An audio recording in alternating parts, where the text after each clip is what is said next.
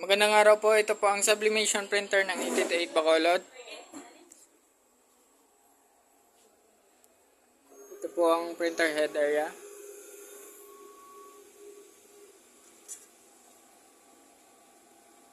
Yan naman po yung copy. Head clean.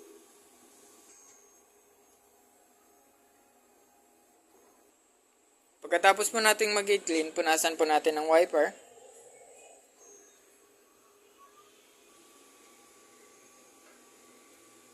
Punasan na din natin yung plate, tsaka yung copy.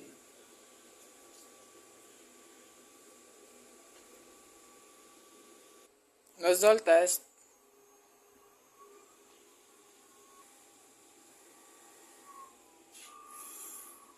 Yan naman po ang output ng aking nozzle check. Ito naman po ang ink tank area ko. Tama lang po ang ink level nila. Ito naman po yung waste tank. Na-dispose po ito nung Sunday. Ito naman po yung ground wire. Yan naman po yung AVR. Ito naman po yung aking stocks ng roll. Ito naman po ang unused sublimation ink. Ito naman po yung printer daily checklist. Daily production log. Consumables monitoring.